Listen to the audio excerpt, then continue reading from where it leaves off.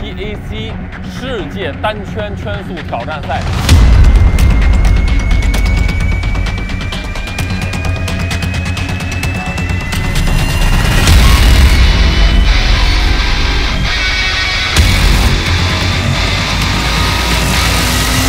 全世界最快的改装车现在云集于此。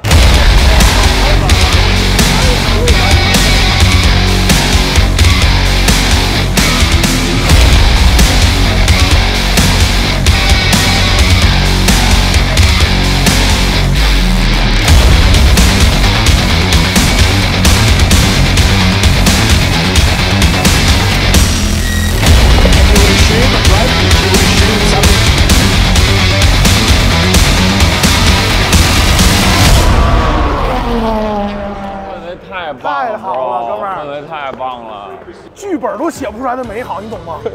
天堂，兄弟！哇，看到漂亮的旗帜，看这帮人，这景色，我这都坐满了，大家都在这拍照。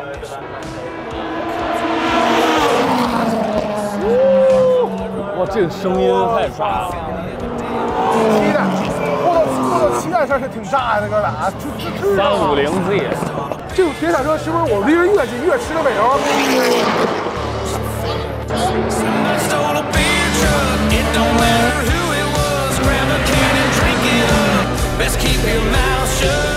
世界 Time Attack 挑战赛呢，这一赛事其实源自于日本，后来迅速风靡于澳大利亚、美国和欧洲等地。在这些异彩纷呈的比赛当中，各式车辆在赛道上追逐竞驶，争分夺秒。 这一活动的历史可以追溯到上世纪90年代的日本，那时的赛车活动主要由汽车杂志和改装店发起，接在于展示其尖端的产品与技术。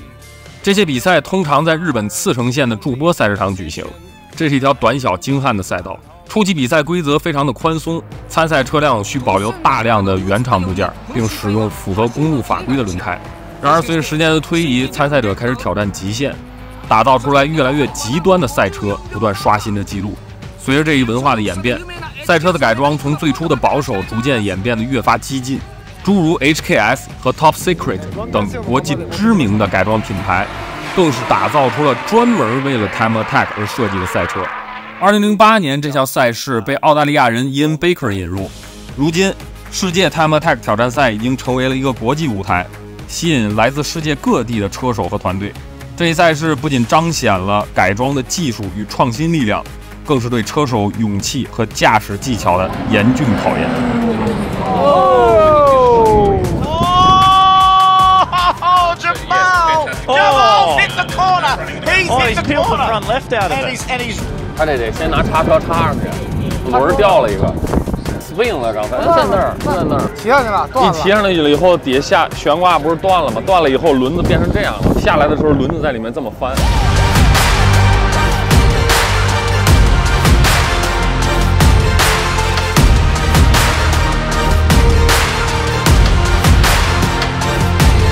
前场是特别激烈的 WTAC 世界圈速挑战赛，到了后场的话，你会看到一个非常棒的改装车聚会。Car Me， Watch me move, can't nobody do it how I do. Stay tuned, just watch. It's a vibe, it's a mood. Pick it up, get up in the groove. Stay tuned, just RX3这车我不知道他们这儿怎么有这么多，就一下我这一打眼一过去4辆。RX3的话，它其实是 RX 系列的开山之作、扛鼎之作。看起来很霸气，但是其实这台车尺寸很小，很紧凑，明显就是很多欧洲的风格在里面。就从这代开始，马自达开始去在紧凑的小车上面使用高转速的转子发动机。 Rotary engine， 它自己前面的这个标徽也是一个转子的一个形状，那两边应该是把2个灯挖了做刹车通风了。它这圈用的都好大，你看，但是它里面全换成液晶屏了，兄弟。它那个是宝马的控制器吧？对，宝马那个嘛。哇哦，这涡轮真他妈脸盆，哥。这涡轮这尺寸，这就500匹有可能是打不住的，兄弟。而且这个转子发动机是 CNC 的中缸，它用最现代的方式武装了一台老爷车，太炸了这个。 你喜欢一台车，用你的所有的热情去为它布道，让它看起来跟一台新车一样，并且拥有不输给现在新车的这种性能和外观。这是玩车，没错，这是一个玩家，不是收藏家。对，放在手里面，我要让它变成我自己的样子。对，你想当一个玩家还是一个收藏家？那当然是玩家，兄弟，因为当不起收藏家呀。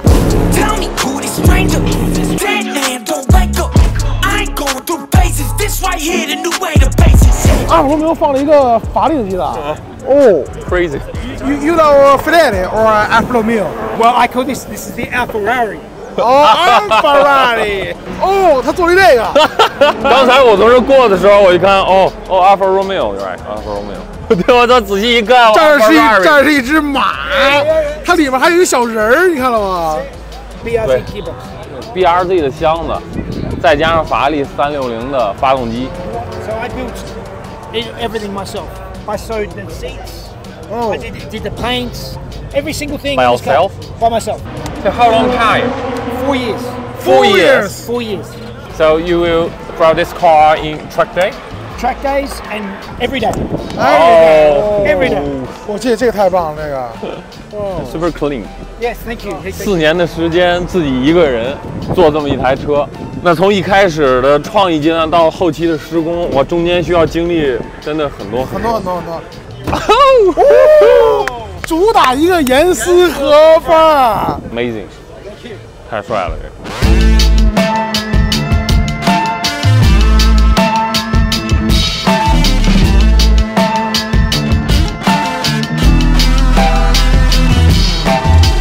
他是一个中东人改的，他头顶一块布，世界他最富。我刚才别这么说废话，走看看去。晃眼，哥们儿，注意镜头啊，别晃瞎了。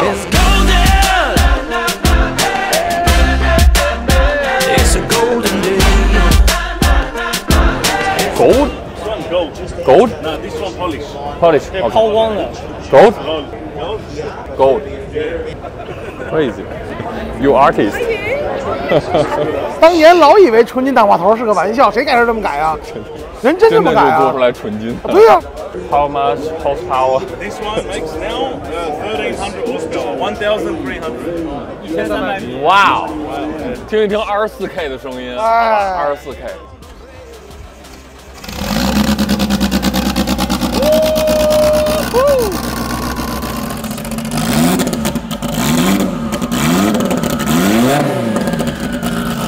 这车换挡只用序列，只用拨片，1300匹，就是在挂档的过程当中是不需要踩离合的。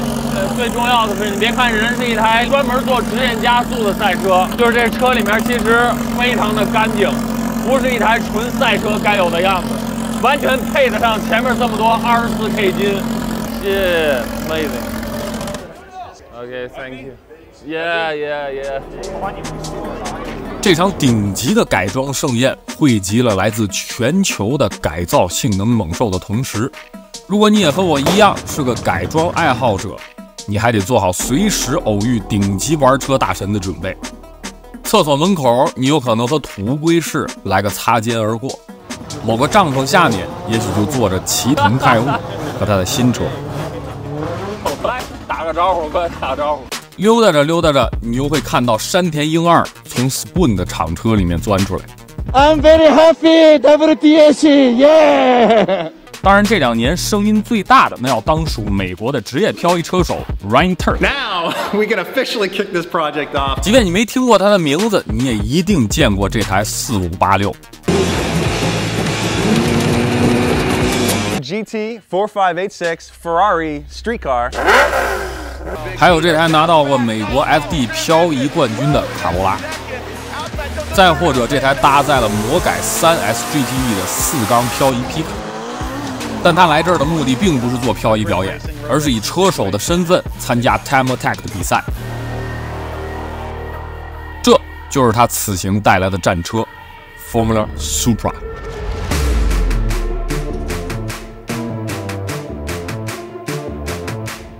接下来戴好你的耳机，它将带你穿越回 F1 赛车的 V10年代。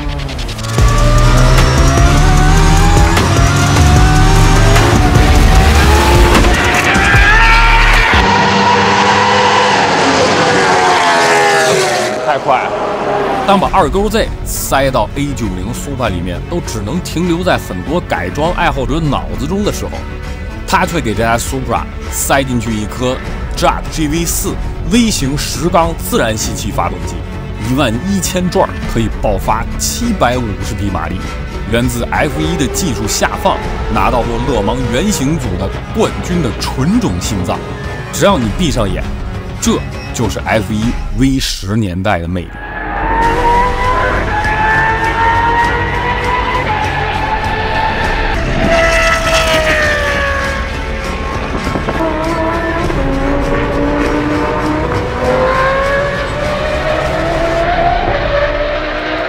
如果说这种改装案例算得上是足够疯狂的话，那下面这台308 GTB 就更有意思了。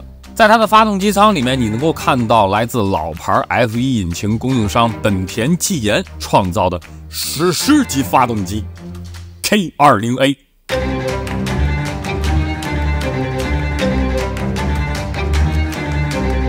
没错，就是那个烂仔红头机。不过你要是因为它可怜的气缸数而小看它的话，那你就太草率了。经过一系列的强化扩缸过后，这台老古董在涡轮的加持下，9000转可以爆发出1000匹的马力，并且这台308 GTB 的重量还不足1吨，这也就意味着它的推重比将超越1比1，这是多么令人肃然起敬的数据啊！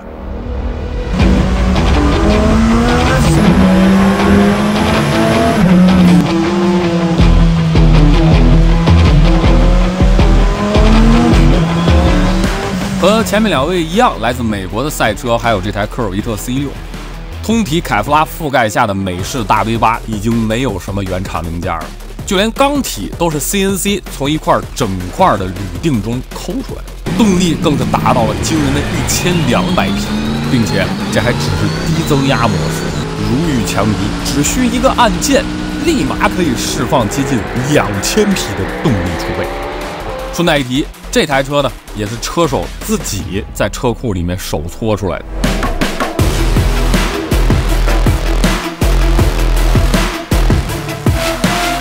我非常好奇，究竟是什么样的素质教育，能够培养出如此强大的动手能力？而后他的一段采访中，我找到了答案。他自己坦言，刚懂事的时候，他爸就经常开着心爱的道奇蝰蛇，带着他去赛车场里面刷圈，并且呢，他爸的主业是修理厂的老板。我不禁感叹，这种背景在国内的同龄人里找，还真的不常见。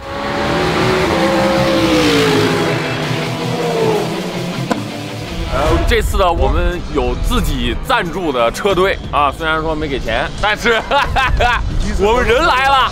这次比赛听说我们现在状态还不错，还行。对，咱先进去看看。Look at that beauty.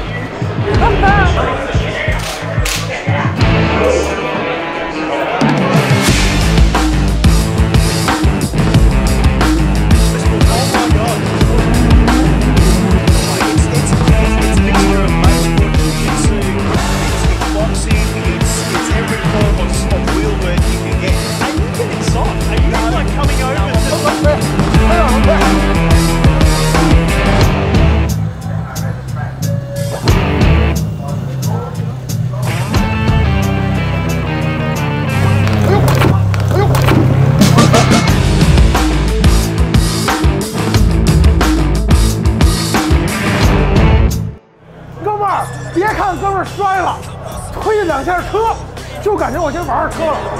那车手都惊了，侧面有一山倒了，你知道吗？怎么样？1分37，没事吧？没事。1分37，这速度还挺好的。其实你看咱们这台车的话，它组别限制比较多。对。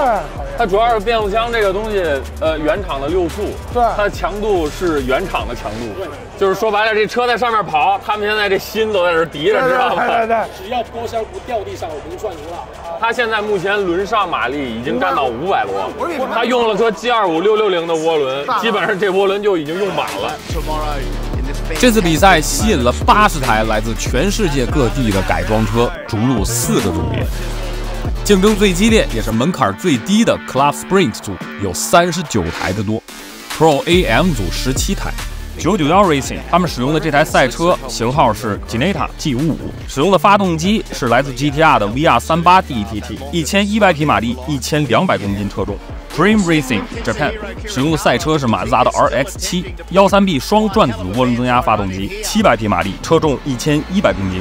Proton Racing Development 尼桑 Skyline GTR 使用的发动机代号 CRD RB28 ，800匹马力，1515公斤车重。Gingerbread Racing 使用的是485翼豹 WRX STI， 发动机是 EJ257，800匹马力，1350公斤总重，目前是全澳大利亚最速485。Team S Complete Rims 日产的 Silvia S13 使用的发动机是 SR20 VET，1000匹马力，1100公斤总重。Scora Motorsport Lotus Exceed 1000匹马力，950公斤车重，使用的是来自本田的 K20A 或钢制2.2升排量。Open 组18台 Xtreme GTR 使用的赛车是日产的 GTR， 发动机是 RB28，1400匹马力，1340公斤车重。Ohlins and Ocon STI 使用的是485的翼豹 WRX STI EJ257 发动机，600匹马力，1135公斤车重。Brandis Racing R32 Skyline 使用的赛车就是日产的 Skyline R32， 发动机 RB28，1000匹马力，1250公斤总重。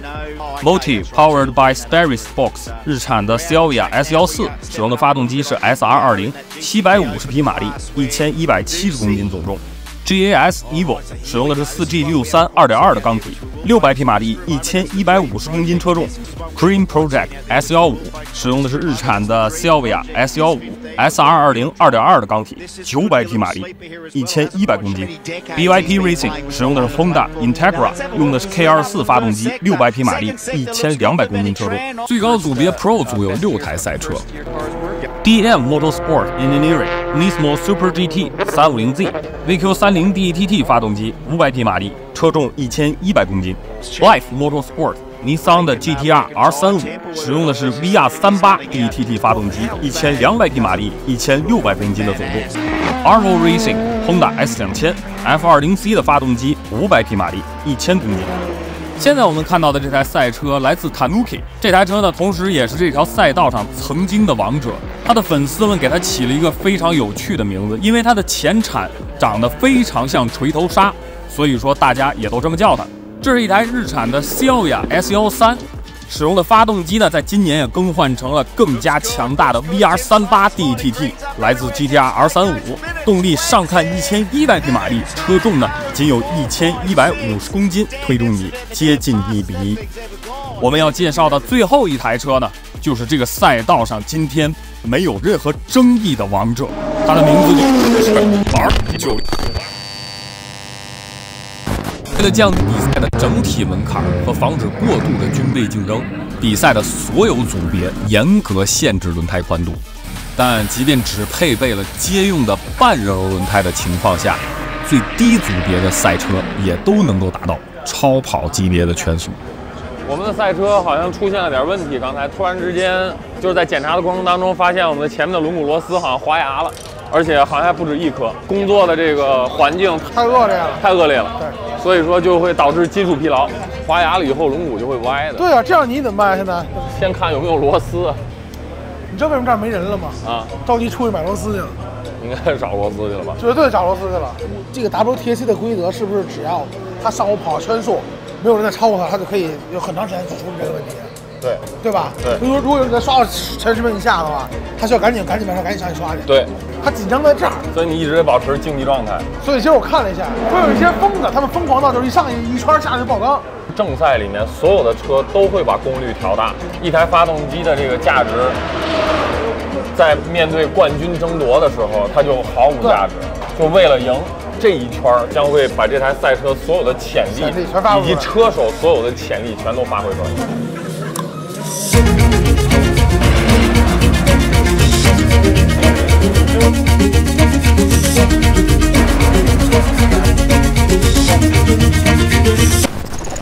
Pro S6000回头鲨，没有任何争议的王者 RP968。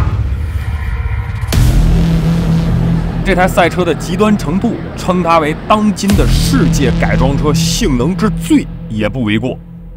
比如这台车使用了直列4缸发动机，4.0升的排量，每缸1000 cc， 接近1万转的转速，能够轻松的压榨出2000匹的马力，突破1万转后，就能够达到接近3000匹的马力。Behind the car.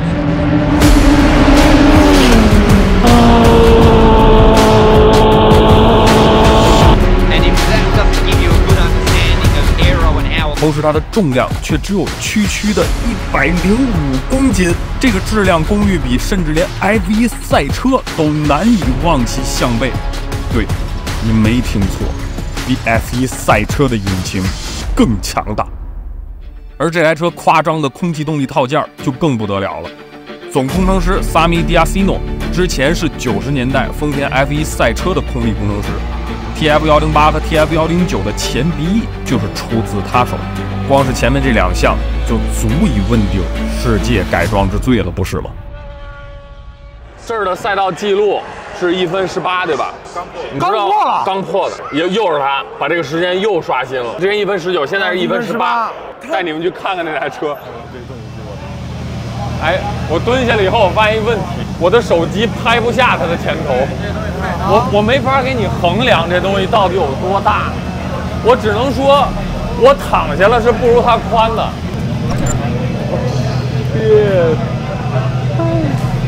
我，你管这玩意儿叫它扩散器，你管这玩意儿叫扩散器，这是一超级低效赛车，它里面的这个腔体非常非常的大，它在那个地方让它的保持超高的空气压力。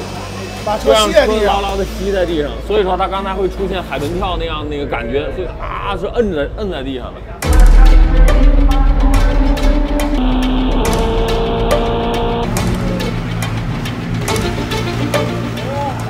到底是为了赢这场比赛，还是说因为对这个车的喜爱 Even the lap time, it doesn't matter. It's related to a 968, but that's just the starting point. Yeah. Cause my girl hungry and she eating money. She only like them hundreds, not them 10s and 20s. 这个东西往这一放，你觉得他能是为了热爱吗？他不是，他就是为了赢。刚才我问大哥花这项目总共得花多少钱呀？大哥说了4个 allot。We all know it's a real lot。而且像这种规则这么开放的比赛里面，你才能够见到长得这么张牙舞爪的东西。再有任何一个汽车赛事，你能够看到有原型车的情况下长成这样，我跟你说，现在此时此刻，这台车就是这个赛道里的王。那边赛道上面所有的表都在不断的告诉这个赛事场的每一个人，王在这儿，有种明年再来挑战我。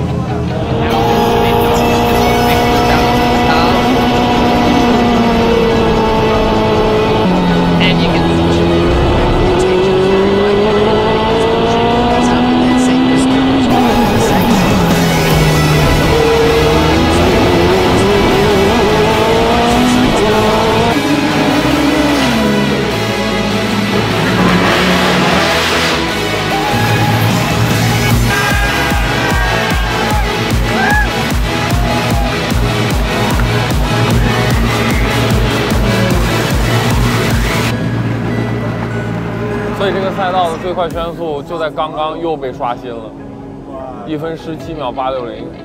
我从头在，他能不断突破自个儿的极限，他纯独孤求败啊！哇，看着大哥爆嗨啊！看了，他们现在早就已经进入到了一个真空的领域，就是这个领域的话，其实你也没有什么太多前人的经验，因为你在做的事儿都是最先锋的。那你既然是这样的话，这是世界级的 Time Attack 这种比赛。他们只能从其他的东西里面借鉴经验，比如说航空航天，对，比如说军工 F1。这个玩意儿怎么玩到最后开始比钱了呢？不止是钱。Tired of fighting, got tired of working. Right race, relationship problems. Please, COVID-19, got a tight squeeze like you're a gardener. When my cousin died, it was no more talking. Roses kept on walking. RB30 这个主要也是为了应对800匹以上马力的这种3.0，然后6个bar的压力，这么大一车涡轮。所以在澳大利亚或者新西兰这种地方 ，RB 还是有主场的。国内你有一个 GTR， 改，他们想要的根本不是这样，买一台最棒的车，然后花最多的时间让它在那儿落灰。这些不一样，这些他们买完了以后，他们就用这干啊 ，RB 26 bullshit，RB 30，我操。专挑难走的路走啊！大家喜欢这台车，爱屋及乌，所以说我会为你的发动机去做更多的研发。你的排量不如 2GZ， 那我们就扩到30；强度不如，那我们就去改造它。但是最后呢，是一定要让自己喜欢的车能赢过它。哇哦，是这样的一个感觉哦。哦，他们出车了。出车了，这很有辨识度。没错，亮蓝、亮粉，电镀特别骚的色儿 ，bling bling。现在这个 session 就是动力达到最大 ，boost 达到最高，油门响应达到最快，然后尾翼给它直接放平。哦，接下来就是一哆嗦了，把所有的状态现在都拿出来了，就这圈就要出成绩了。哦，走了。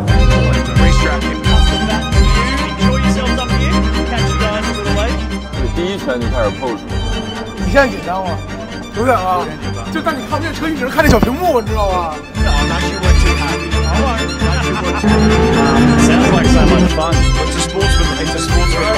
？34，推了1秒，推了1秒多，哇！那36.0。Another case of sponsors finest for a top up commentary team. Tell you what, mate, if I get sponsorship on every company, I'm going to give it away. I'm not going to. 美国兄弟，还可以。队长就有股那什么范儿啊，喜怒不形于色。哎呦，再激动时候因为在那高兴，脸上不挂笑。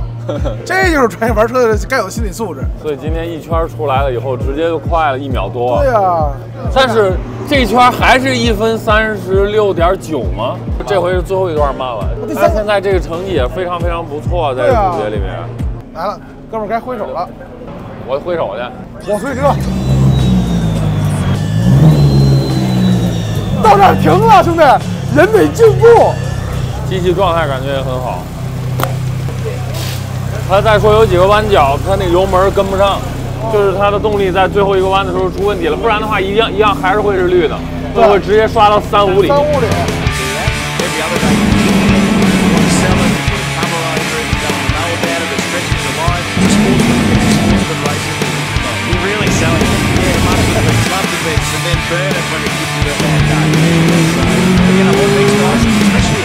Today's a good day. Today's a good day. JBA is making sure another case of the sponsors finest for top up the commentary team. I'll tell you what, mate, if I get sponsorship on that thing, I'm going to give it away. I'm not going to do that. This is a great opportunity. So, all I need is some pit vipers when I'm away, but I think JBA was going to give me those same. 他最后成绩现在多少啊？35.9，能进前10吗？已经前10了。我们0.4秒里面夹了多台车？0.4秒里面夹了5台车。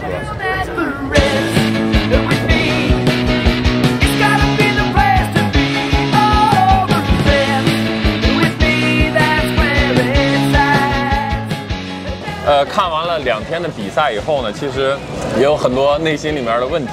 你觉得究竟是什么东西在支撑着你，去不断的去想要去更快？就比如说，我想赢这个比赛，或者说我想证明自己，或者说我真的太喜欢这台车了，我希望它变得很强。OK， 我作为一个华人，然后我买一个原厂车，开始改装，然后我觉得就改装发现，哎，我操，还挺有乐趣的。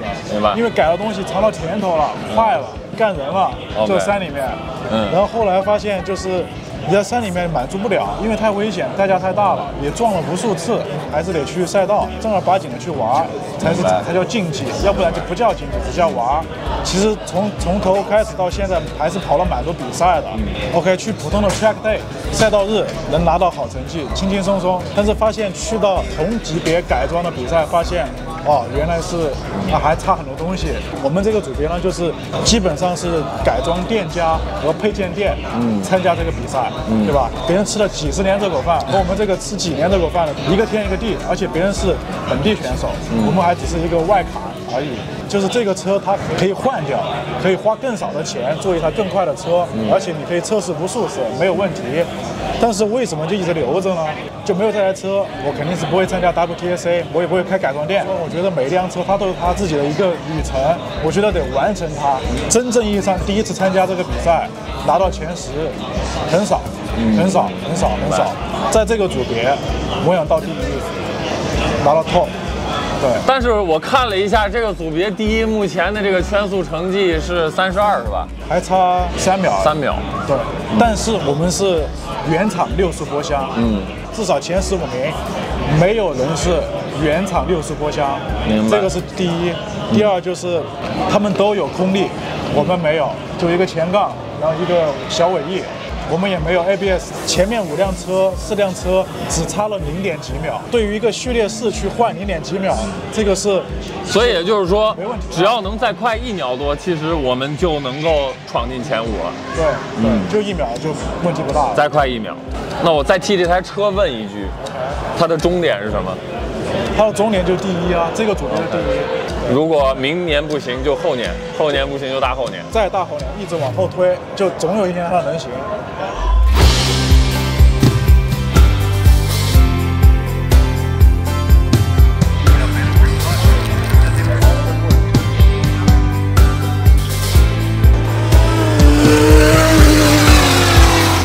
现在是几点？加拿大时间应该是快8点了。澳大利亚吧，澳大利亚时间快8点了。这有点懵，原因是因为我们今天早晨都是6点多起的，现在已经14个小时过来了。说实话，大家都挺累的，但是你们看，依然这么嗨，漫山遍野，跟这儿看漂移要看漂移。我跟你说，你就连困，有这样的氛围，你都会觉得好很多。这个氛围让我没法不现在找一个地方赶快坐下来。接下来就是非常精彩的漂移追走。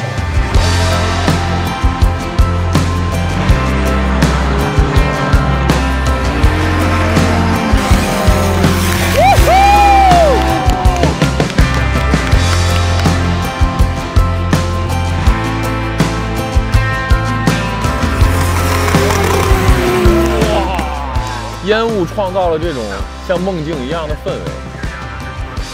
哎，你往那边看，往那边看，那边，这烟里全是人哦。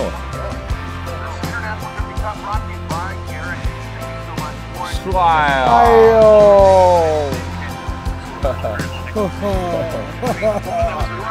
你这就是 Formula Drift。我这么近！哇！哦耶！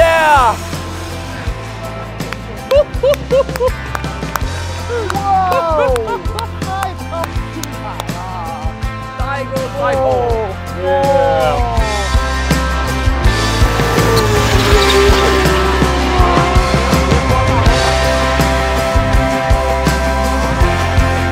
太美了，太美了！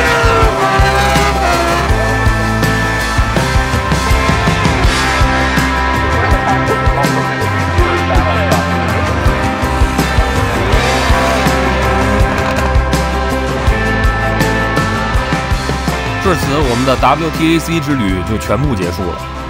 到这个时候，肯定会有人问：耗费这么多的财力物力，去跑出来这完美的一圈，到底值不值？这个时候，我想到了改装圈里面的一个前辈说过的一句话：改装就是自己个性在车上的一种延伸。如果这么说的话，我们只能说每个人为了践行自己的个性，能付出的成本确实是不一样的。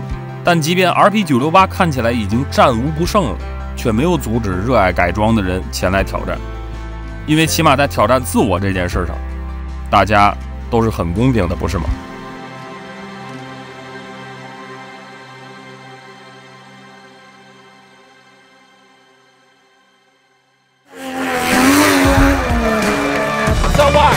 为什么是 one more time？ 刚才哇！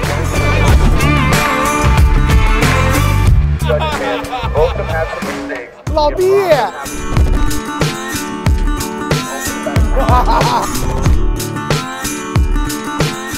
我吗？